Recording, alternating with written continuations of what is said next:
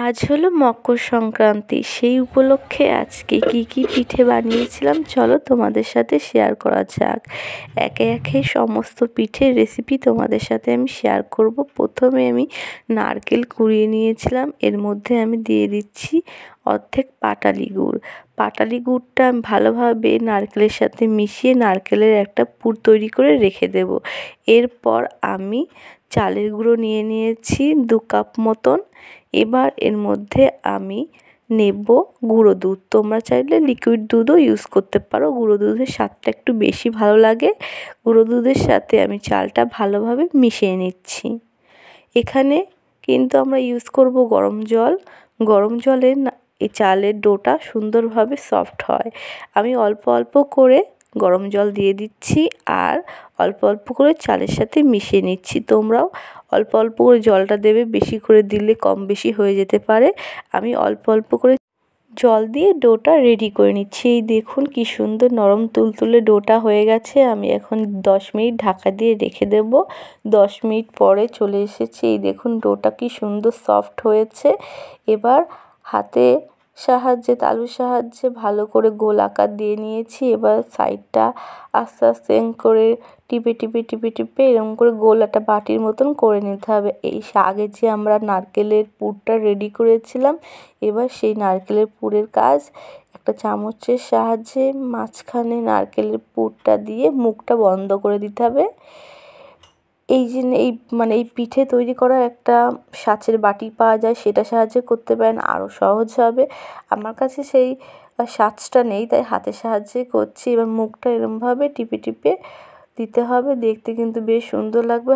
তোমরা চাইলে কোনো কাঠির সাহায্যে মুখগুলো বন্ধ করে দিতে পারো, দেখতে কিন্তু বেশ সুন্দর লাগবে। আমি সমস্ত কটা এই যে ভাপা পুলি পিঠে একটা ছিদ্র বাটিতে নিয়ে নিয়েছি।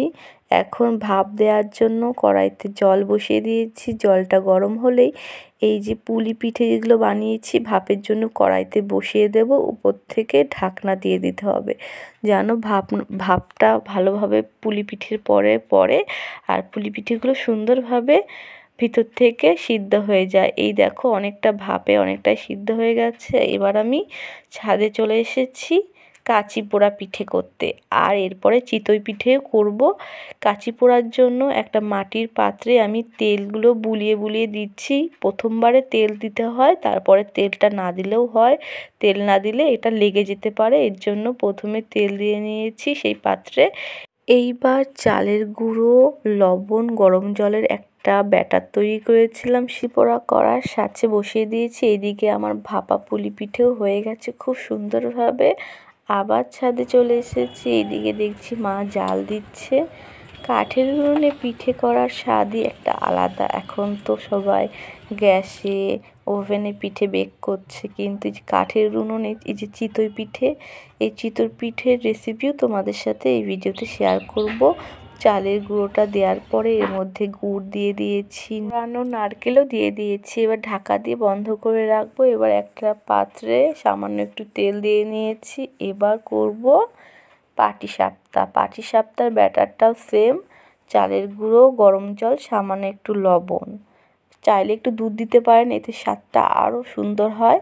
এবার চালের গুঁড়ো যে ব্যাটারটা তৈরি করেছিলাম এর মধ্যে সেই নারকেলের পুরটা তৈরি করেছিলাম আগে, সেই নারকেলের পুরটা দিয়ে ঢাকা দিয়ে দেব। দেখতে থাকুন ভিডিওটা, এরকম চেপে দিতে হবে। হয়ে গেছে নারকেলের পুরের পাটিসাপটা। পরবর্তীতে রয়েছে সন্দেশের, এটা হলো নলেন গুড়ের সন্দেশ, শীতকালে বেশ সুন্দর লাগে খেতে। এই যে নলেন গুড়ের পাটিসাপটাও একে একে হয়ে যাচ্ছে। বেশ কয়েকটা মা করেছে, তারপরের বাকিগুলো মাকে বললাম যে মা তুমি তো অনেক কটাই করেছো, এবার বাকিগুলো আমি করি। এই 2-3টে পাটিসাপটা করার পরে আমিও পাটিসাপটা করে নিচ্ছি। এই যে এটা আমি করছি, তোমরা বলবে যে কেমন হয়েছে। ব্যাটারটা দিয়ে ভালোভাবে ছড়িয়ে দিচ্ছি। এরপর সন্দেশগুলো চেপে দিতে হবে। আজকে আমি কত রকম পিঠে পুলির রেসিপি তোমাদের সাথে শেয়ার করলাম। এই যে সন্দেশের পুরের উপর দিয়ে এই যে এটা মুড়িয়ে মুড়িয়ে দিতে হবে। আমার এই পাটিসাপটাটা কেমন হলো তোমরা অবশ্যই জানাবে। পরবর্তী ভিডিওতে আরও সুন্দর সুন্দর পিঠের রেসিপি নিয়ে তোমাদের সাথে চলে আসব। আজকের দিনটা অনেক অনেক আনন্দ করো, অনেক সুন্দর সুন্দর পিঠে খাও। এই দেখো নাড়ুও বানিয়েছিলাম শেষ পাতে, দুধ পুলি, দুধ চুষি পিঠের ভিডিওটা তোমাদের সাথে পরবর্তী ভিডিওতে আবার শেয়ার করব।